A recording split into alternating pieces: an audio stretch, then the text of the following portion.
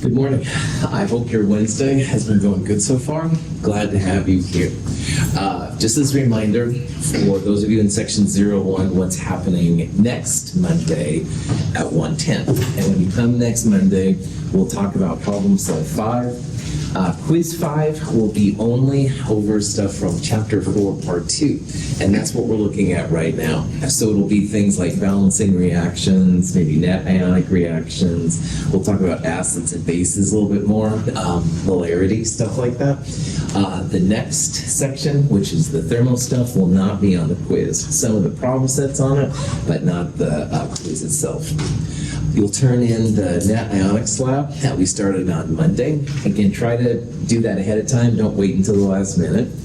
And then finally, we'll do the unknown chloride in-class lab. This is a great lab to talk about some of the molarity concepts we've been talking in lecture about. This is a lab where you'll need some goggles. So if you have some, bring them along. If you don't, you can use mine, stuff like that. Just let you know.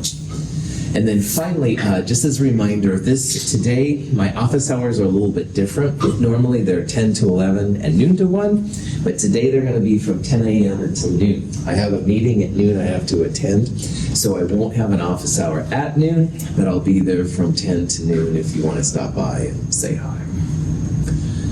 Questions on any of that? Right. So in the problem set on Monday, we looked at a couple examples of what's called a combustion reaction. And combustion reaction is when you burn things. Combustion means to burn. And most of the things that we are used to seeing burned are organic. So to actually make this a kind of a reaction, organic means usually something with carbon and hydrogen, sometimes oxygen, sometimes nitrogen. And when you burn it, you have to add some oxygen, O2, and the products will always be water and carbon dioxide. Now, if you happen to have nitrogen in your compound, which happens once in a while, nitrogen dioxide is also a product. But most of our examples will have CH and sometimes O in them. All right? And all of them are that way. And again, in organic chemistry, there are thousands upon thousands of compounds, maybe millions even, I don't know, that fall in this category with CH at least and O sometimes, stuff like that. And all of them, you take whatever it is, vitamin C, whatever, add oxygen to it, and water and CO2 will be the products. So you can quickly find out what the products and reactants are and balance it, because it's always plus O2, and on the product side, always water and CO2. So there's just a couple of examples. In Chem 221, we're looking at 5 types of reactions. On the net ionics lab, and on Monday, we looked at precipitation, acid-base, and gas-forming labs. So now number 4, if you will, is the combustion reaction. If you've ever lit up a barbecue, you're using combustion reactions, all right? That's propane usually. If you've ever had a cigarette lighter that you do for whatever reason, that's a butane, which is another combustion reaction. And our cars use octane, guess what? Another combustion reaction, etc., etc. Purple solution is aqueous potassium permanganate. The colorless solution contains iron 2+ ions. When we combine them, a redox reaction occurs. The permanganate ion is reduced to manganese 2+, and the iron is oxidized to iron 3+ ion. The 5th and final kind of reaction we're going to look at is called a redox reaction. And redox is an abbreviation for oxidation and reduction. And in an oxidation-reduction reaction, you have an incredible potential to do a lot of different things. Making water from hydrogen and oxygen is actually an example of a redox reaction. So every time water is made through that way, it's a redox. This was an example with a potassium permanganate, kind of a neat purple color solution. They added some iron in, I think it was iron +2, and I believe it went to iron +3, which has kind of that little yellow tint. So the redox, which again stands for, it's an abbreviation for oxidation reduction, is another kind of compound. And arguably, it's the most important one of the types of reactions we've looked at so far. However, to talk about redox, I need to introduce you to my friend. This friend of mine is called Leo. Of course, Leo is the lion. And Leo the lion says, grr! Sound effects probably not necessary, especially this early in the morning. However, my cool friend Leo says grr is, of course, an acronym for something which will help us. Leo stands for lose electrons oxidized. Grr stands for gain electrons reduced. And when you have a redox reaction, you have to know what is losing electrons and what is gaining electrons. Now, electrons are little pesky things, and they don't sit by themselves well. So almost always they're either given away, like in this case, but they don't stay given away for very long. Almost always they'll attach themselves to something. That's why it's so important for chemists to know what's losing electrons, what's creating the electrons in the first place, and what's gaining the electrons, because electrons don't usually sit by themselves. So something that loses electrons is oxidized. Now, that means that the zinc metal here is the oxidized chemical. It has lost electrons. You can always have a balanced reaction based on mass, like one zinc and one zinc. But the other thing that's going to become important in this section is you balance it for charge as well. So if you look, zinc here has 0 charge, and here's a positive 2. Well, there's 2 negative 1 electrons, so it's like positive 2 and negative 2. That also goes to 0. So a good redox reaction is balanced for mass, like we've seen, but also charge as well. And again, those electrons have to go somewhere. So in this case, they're going to a copper 2+, and that copper 2+ is being reduced to make copper metal, copper by itself. And again, note, 1 copper on each side, positive 2 and negative 2 goes to 0, no problem. Now, in other chemistry courses, you might have seen oil rig, which is fine. Oxidation is losing, reduction is gaining. All right, I don't know whatever you see. I kind of like Leo the lion says grr, but that's just my bias. Cool lion up there.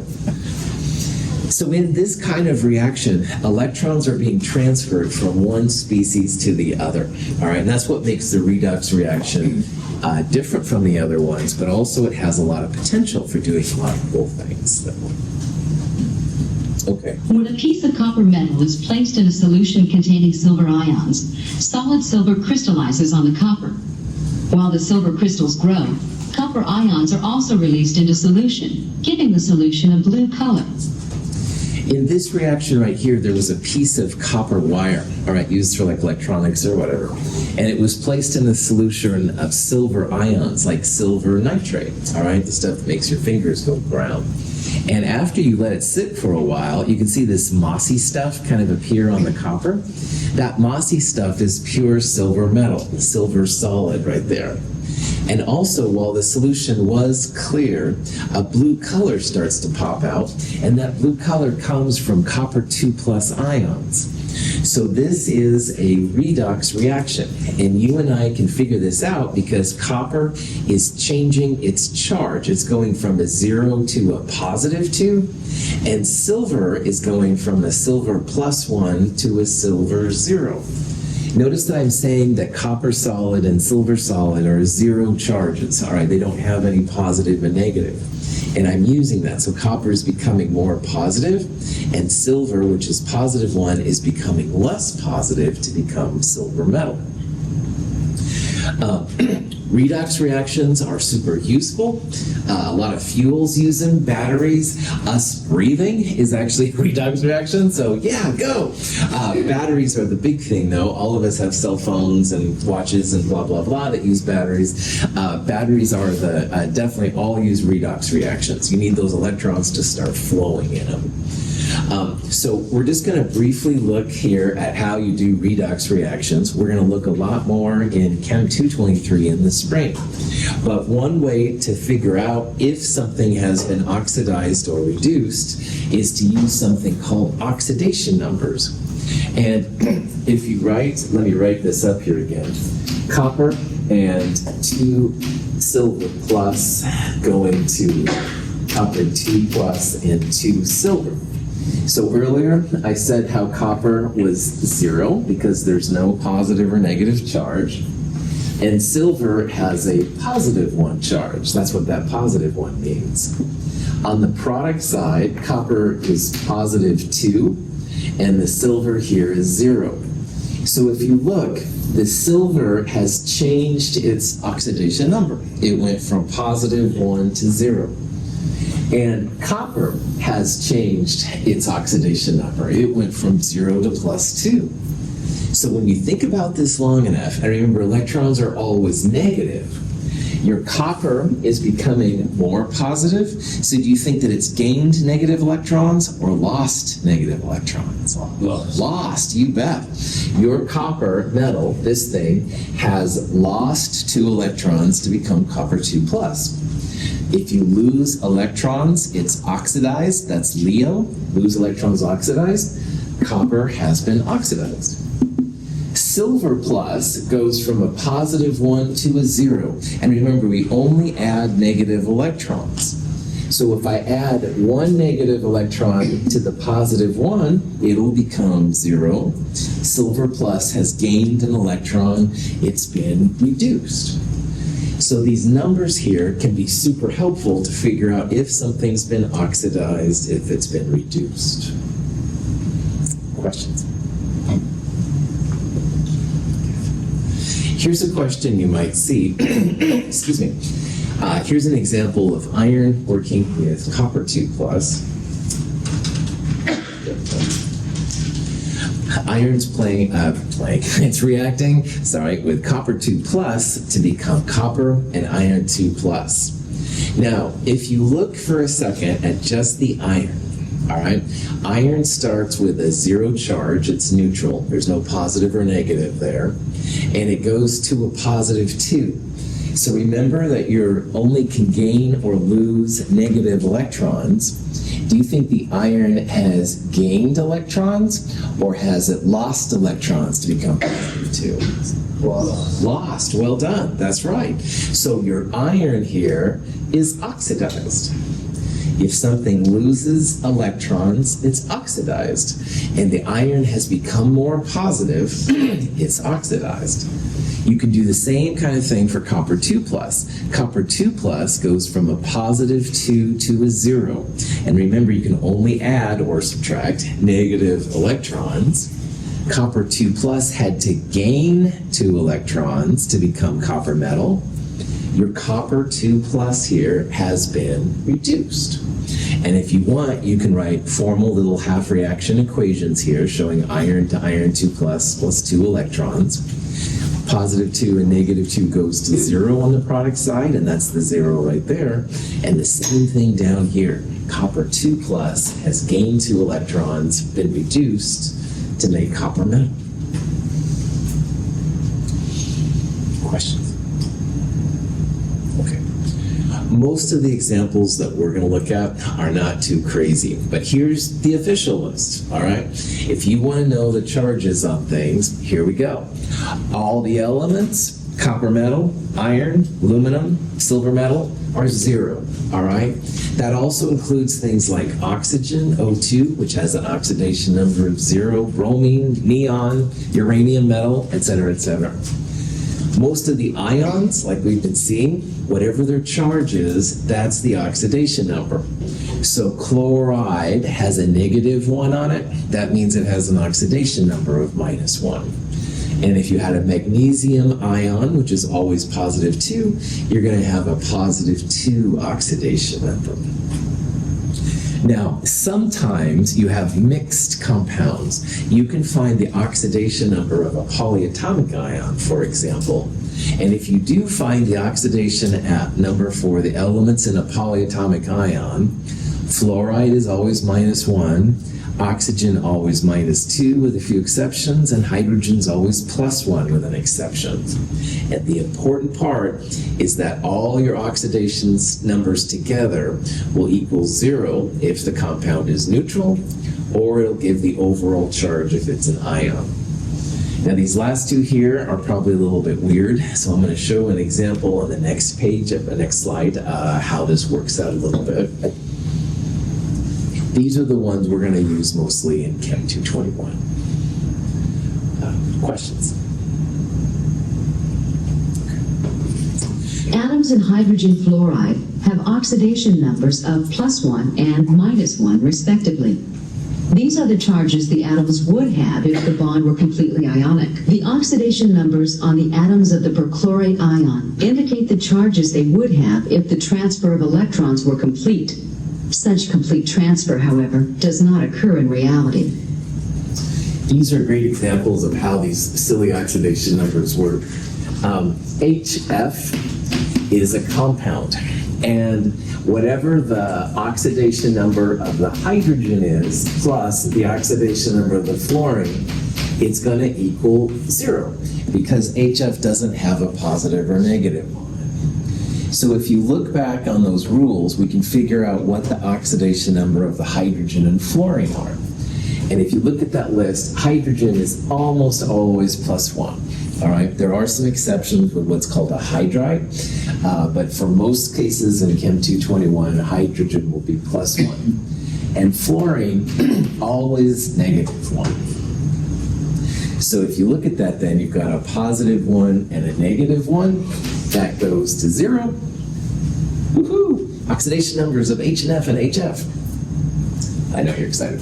All right, perchlorate is a little bit more complicated, but it's the same idea. Now, perchlorate has a chlorine, 4 oxygens, and a -1 charge.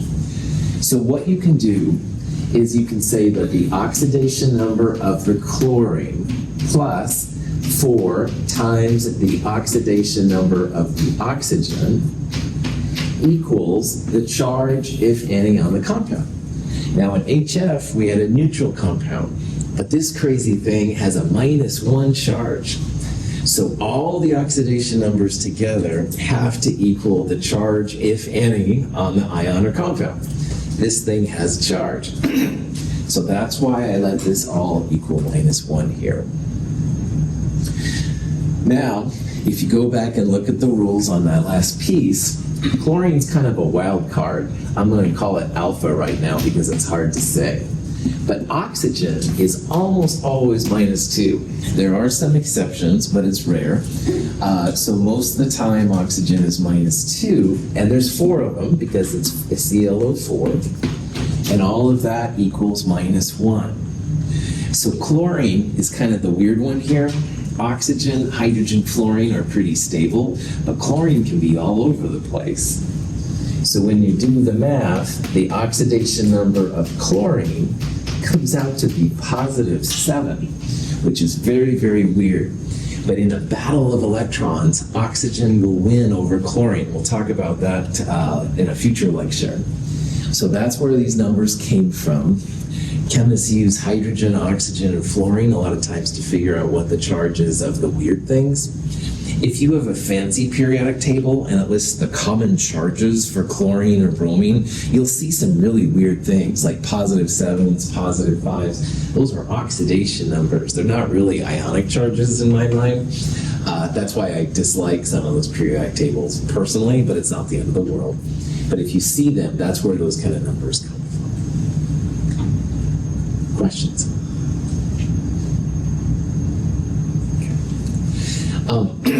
So if you see a reaction like this, aluminum and copper 2+ going to aluminum 3+ and copper, first of all, you just have to be able to figure out if it's a redox reaction or not. And again, the easiest way, I think, is like if you have aluminum going to aluminum +3, your state of aluminum goes from a 0 to a +3 charge. That's definitely redox, all right? Also, if you see an element get kind of swallowed up in a compound, that's another way to tell that some kind of redox is happening. So in this case, aluminum is going to aluminum +3 and 3 electrons are given off. I'll talk about this part here in a second. The copper 2+ is going to copper. So just like we've seen before, then copper 2+ is gaining electrons to become copper metal. So we would say that aluminum is being oxidized and copper 2+ is being reduced. But in the world of automotive engineering and things like that, For whatever reason, and I hate this, but I'm just the messenger, there is another way that people talk about it. Something that's oxidized, like aluminum, is also known as a reducing agent. It's an agent that allows something else, i.e. copper in this case, to be reduced. Why they started it, no clue. All right, I really don't understand it. But I'm letting you know that you're going to see reducing agent and oxidizing agent almost as much probably as oxidized and reduced. So oxidized is the same as reducing agent.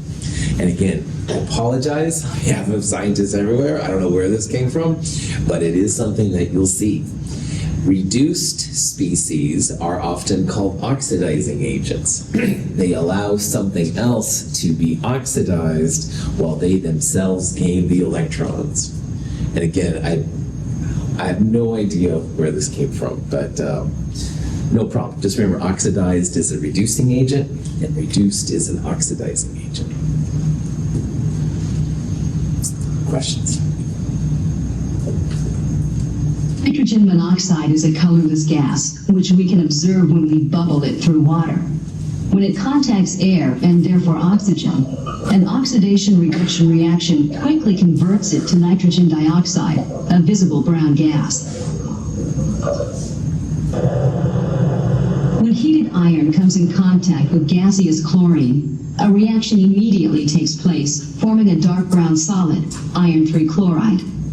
This oxidation-reduction reaction involves a transfer of electrons from atoms of iron metal to atoms of chlorine, a halogen.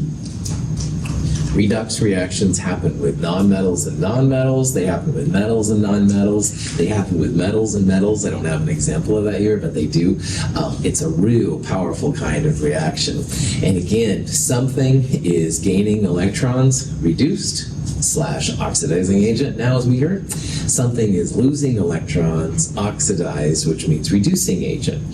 And you can go through and figure it out. This is the brown gas that I was talking about that one time that I put this stuff in, the nitric acid, and whoosh, good thing I wasn't breathing it. Anyway, long story short, metals usually love to lose electrons by default. They like to be oxidized, so they're great reducing agents. So I see this a lot in my metal-based chemistry.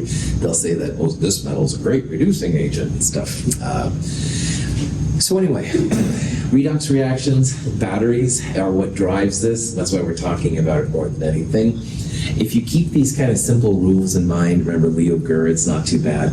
This reducing agent, is oxidized thing, drives me crazy. But again, I'm in the same boat as all of you, so just realize it's something we all got to deal with. A great thing for your note sheet, okay? Questions? All right. On the net ionic equation solutions that you used, a lot of them had a big M next to them. And M is a real useful way to measure how concentrated something is. And big M stands for molarity. When I make lemonade, all right, I kind of dig that syrupy sweet. So when you drink it, it's like, oh, so much sugar. It's horrible, I know, for you. But anyway, I kind of like that really intense lemonade flavor. But some people just add tons of water, so it's not as strong. It's probably healthier, I'll be honest for you. My syrupy sweet lemonade would have a large value for molarity. Molarity is a way to see how concentrated something is. And if you're getting just a sugar rush by taking just a little bit, that's going to have a high molarity. On the other hand, if you dump lots of water into it, so it's a more gentle kind of taste, that would have a low molarity.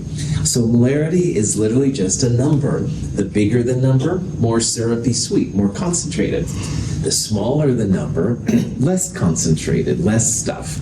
Now in chemistry, molarity is literally defined as the moles of the solute, the exciting thing, per liters of solution. So if you see something that's 3.6 M, that means you have 3.6 moles of the solute, whatever it is, in a liter of solution. And molarity is the king of the concentration units. We'll talk in Chem 222 about some other kinds, but when people say concentration, that usually means molarity, all right? 99, I would say, percent of the time. Not 100%, but 99%. And then sometimes you'll even see 3.6 in brackets. That's another weird way that shows. We're going to use big M in our class, but I just wanted to talk about some of the ways you might see it in the future. So big M is molarity, and it stands for moles per liter. Now, because we have liters, but we measure things in milliliters, you've got to know how many milliliters are in a liter. How many milliliters in a liter?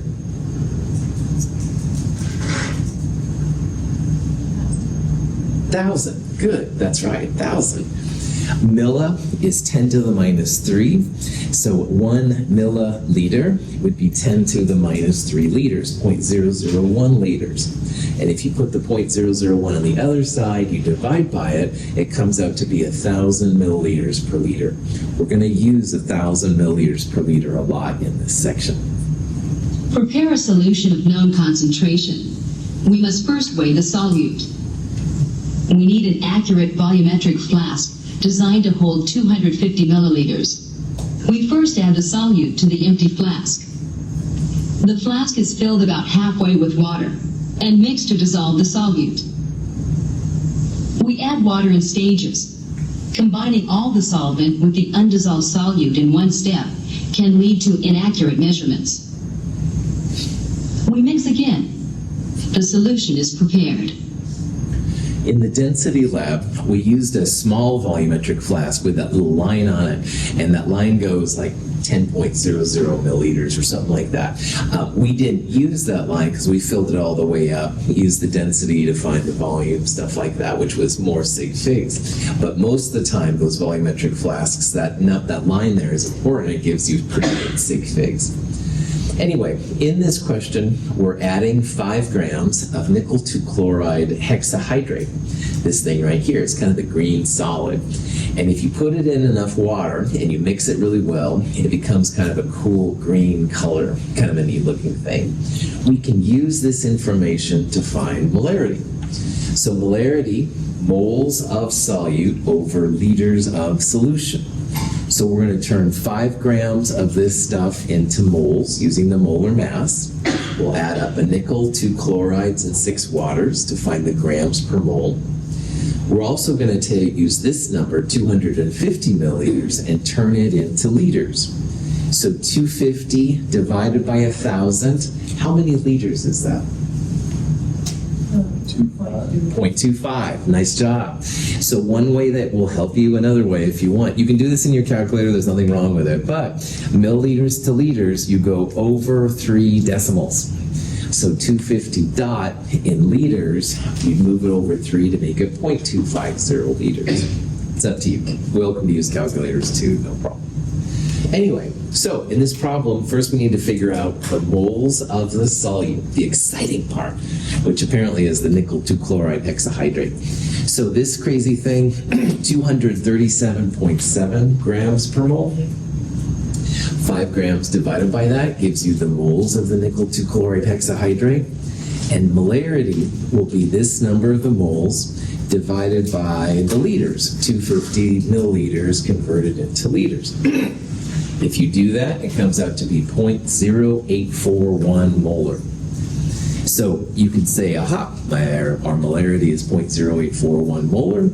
Sometimes people put it in brackets like that. That means that this thing is this concentration. Just different ways you might see this in the real world. So grams to moles divided by liters, good to go. Questions? Okay. If you have a solution of copper 2 chloride, solutions of these things that are strong electrolytes are going to dissociate into their ions. We talked on Monday about how the strong electrolytes break up into cations and anions. So sodium chloride would become sodium plus and chloride minus. that kind of thing. But there's a twist here that's worth talking about because copper 2 chloride is CuCl2. And so in water, it's going to break up into the copper 2 plus ion, but it's also going to create 2 chloride ions. Now, why that's important here is let's say that we grab a bottle from the stockroom of copper 2 chloride, which is 0.30 molar. Well, that's 0.30 moles per liter copper 2 chloride, CuCl2. Copper 2 plus and copper 2 chloride are 1-to-1. So 1 mole of copper 2 chloride makes 1 mole of copper 2 plus. That means the copper 2 plus would also be 0.30 moles per liter. But because 2 Cls, 2 chlorides, are created per copper 2 chloride, the concentration of the chloride is going to be twice the concentration of the CuCl2. So it'll be 2 times 0.30 molar, 0.60 moles per liter. If you were a chemist and you thought, oh yeah, I'm adding 0.30 moles per liter for the chloride, well, you're going to get twice the bang for your buck here because 2 Cls per CuCl2 means the concentration will be twice as big. So just kind of keep that in your mind. It's another use of having the right formula for the compound and stuff like that. Questions? Here's a question. We've got barium chloride, all right, BaCl2, and we have a 0.12 molar solution of it, all right?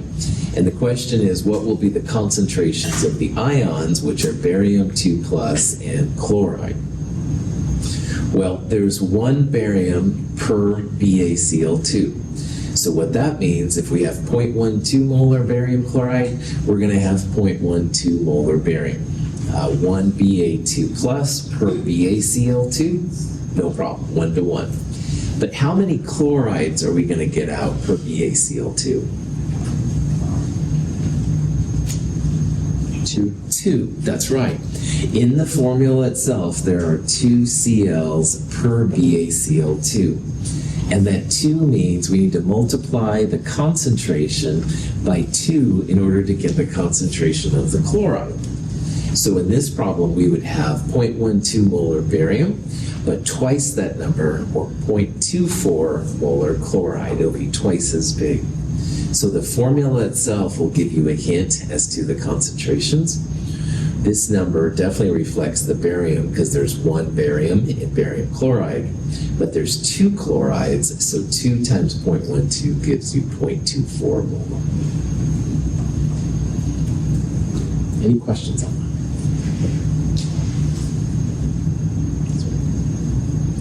Now, molarity has a lot of neat uses when it comes to chemistry. Oxalic acid is something you can go buy at Home Depot and stuff like that. So let's say that you went to Home Depot and you bought some, and you need to make 250 milliliters of a 0.0500 molar solution. And apparently this stuff is used to take off like mold and stuff like that. Honestly, I'm not totally sure what it's used for.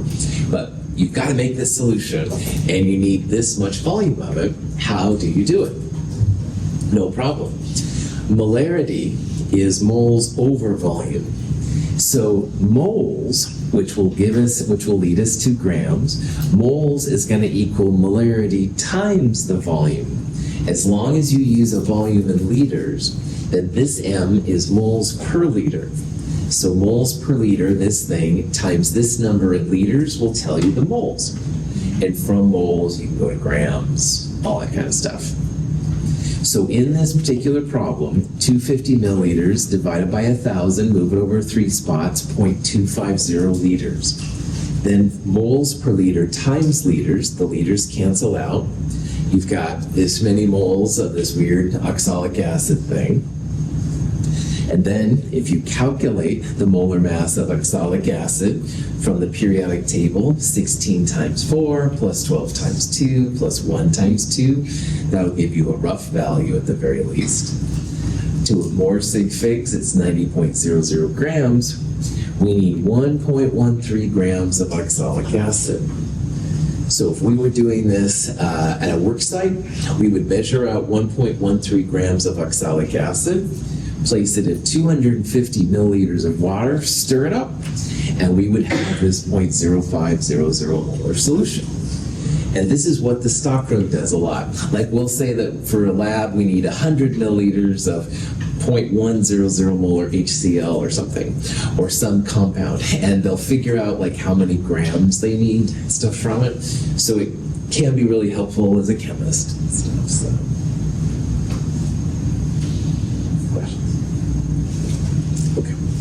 So this is one way to prepare a solution. You start with the raw grams, add it to so much volume of water to find certain concentrations. But there's another way that's used a lot in chemistry. Prepare our solution using the dilution method. We first obtain 2 milliliters of stock solution with a pipette. Filling the pipette with stock solution to the mark on the pipette ensures that we have 2 milliliters of this solution.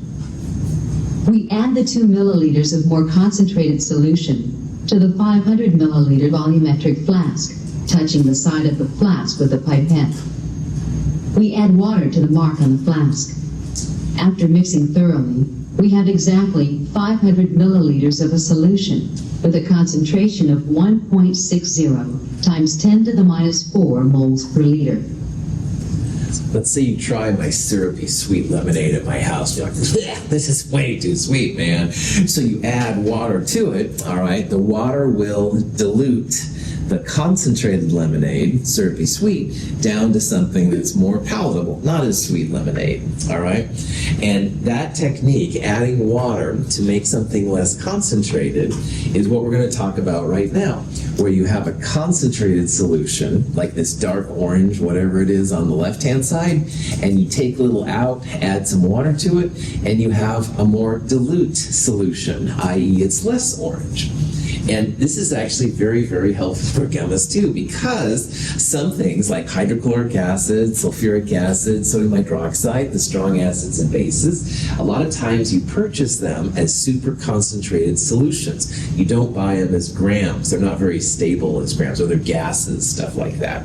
So you get these just incredibly concentrated acids and bases. Full glasses, gloves, no messing around with this stuff, man. Anyway, you add water to it and you can make then the acids and bases that we use in lab. So when you're preparing solutions, it's always easiest usually to weigh out so many grams, add it to water, mix it up, you're good to go. But there's a lot of cases where you take a concentrated solution, add water to it to make a less concentrated solution, something that you can use in a teaching lab, for example, stuff like that. So here's an example of where this may be helpful. Let's say that I'm desperate for 0.50 molar sodium hydroxide in my class. We've run out, and the stockroom people aren't there, but I find 50 milliliters of 3.0 molar sodium hydroxide. Well, I know that if I add water to this, it'll go down to this concentration, but how much do I add? You can kind of guess it, but that's not a cool chemist way. So of course there's a way that you can figure out how much volume to add to make the 3 molar NaOH 0.50 molar NaOH. And what you want to do, of course, is you want to add water. You want to dilute the solution. So the concentrated solution would be the 3.0 molar, and the dilute solution would be 0.50 moles per liter.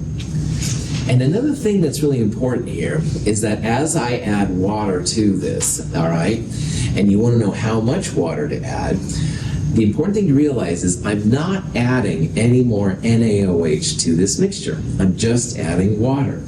So the moles that I started with of NaOH are going to equal the moles of NaOH at the end.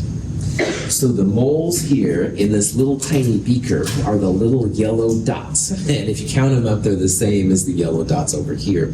However, what's happened is water's been added. So you can see the yellow dots are like further apart. On an atomic level, that's what we're doing by adding water. But we're not changing the moles.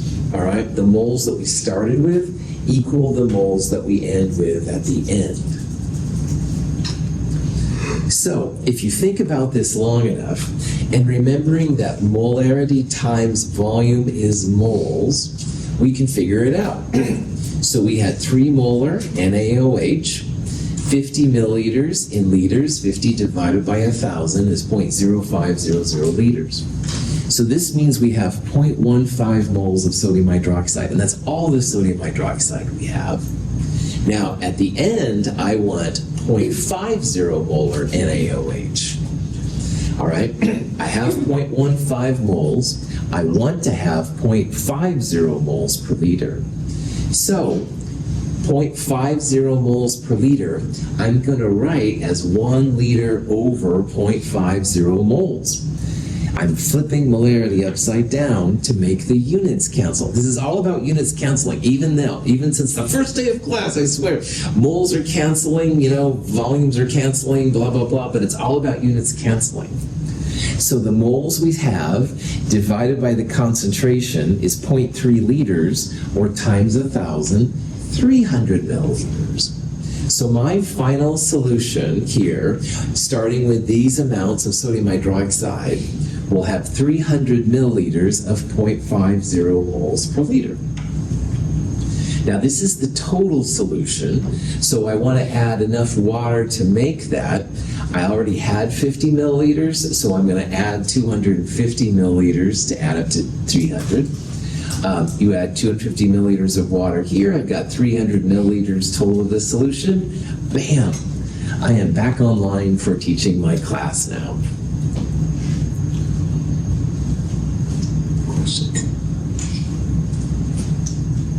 Okay. Moles that we started with equal moles that we ended with. And moles, as we saw earlier, was molarity times volume in liters, moles per liter times liters. So a real handy thing that chemists use a lot is MIVI equals MFVF. Sometimes you'll see a C in there for concentration, C1V1 equals C2V2, whatever one you want to use, or M1V1 equals M2V2, doesn't matter. But what they're all saying is that the moles you start with equal the moles that you end with. And if you know the initial volume, you know the initial concentration, maybe you have the final, you want a certain concentration M, you can find the volume, or if you want a certain volume, you can find the concentration of it. Lots and lots of kind of cool things as a chemist you could do with this equation. So if you see M1V1 equals M2V2 or MIVI equals MFVF, these kind of things, that's what they're referring to. Right? And again, the moles don't change, it's just we're adding water to make the solution less concentrated. Okay, so here's a question you might see. We're adding 60 milliliters of 0.25 molar HCl to a 500 milliliter flask. And then we're going to add water so that the total solution is this 500 milliliters. And it says, what's the concentration of the HCl? Well, this is our concentrated HCl in this problem. We're going to add a lot of water to it. So the final answer will be some number that's less than 0.25. So this would be a good time to use M1V1 equals M2V2. V1, the volume that we started with, was 60 milliliters. And C1 or M1, whatever you want to call it, is 0.25. V2, the final volume, is 500 milliliters. So when you do the math, it comes out to be 0.030 moles per liter. Questions? All right. The action of zinc and hydrochloric acid is both a gas-forming and a redox reaction.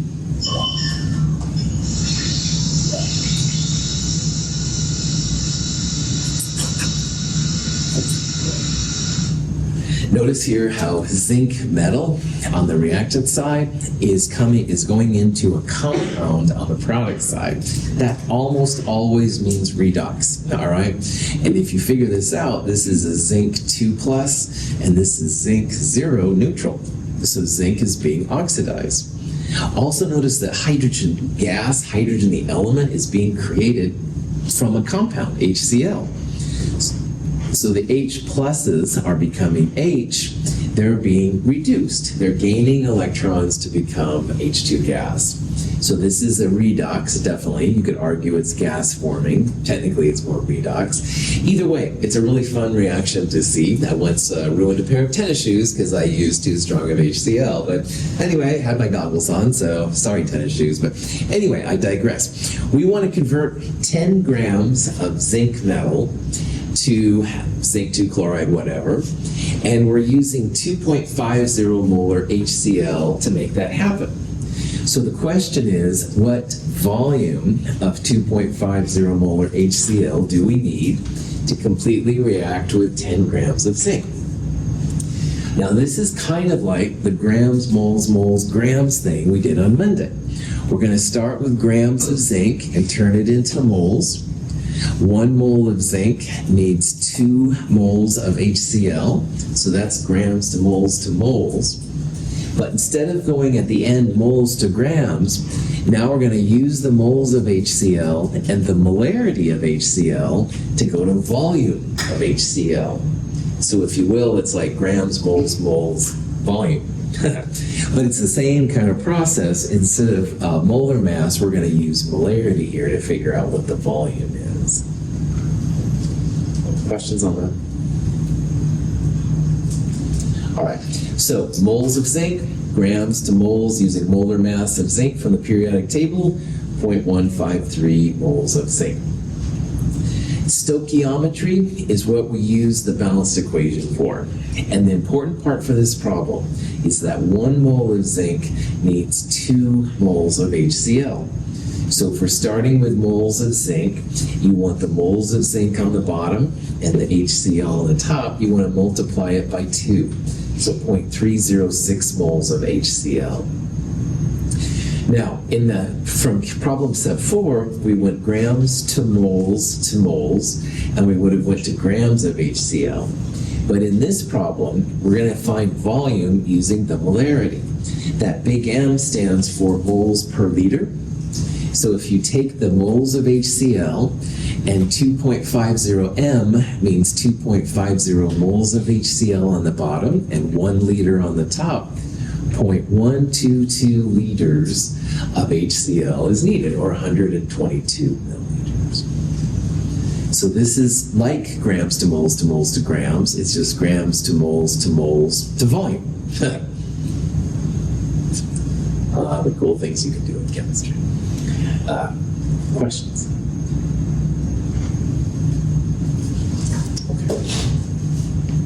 With the time I have left, I'm going to start talking about a real powerful tool that at Mount Hood Community College we can compete with MIT and Caltech and all the coolest schools, and it uses a technique called a titration. And we're going to use a titration example with that oxalic acid I mentioned earlier.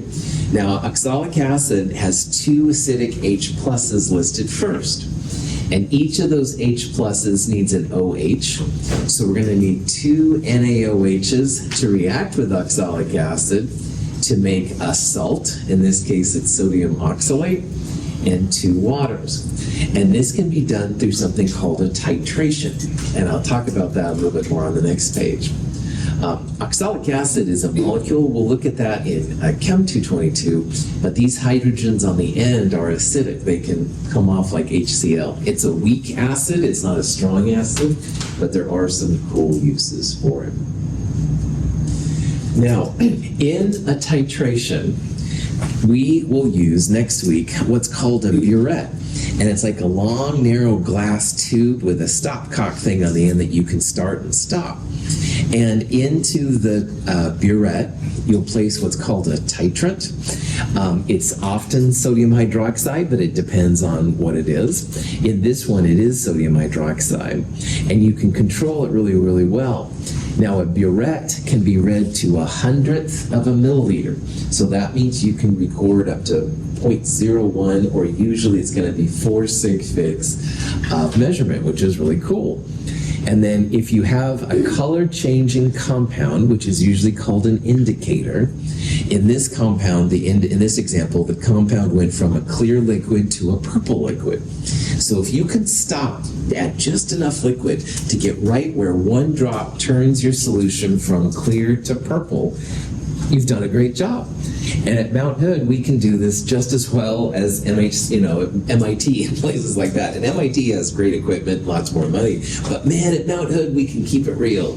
So this is what we're going to do next week. I'll talk about the procedures more on Friday. It's kind of cool. Have a great day. Thanks for being here.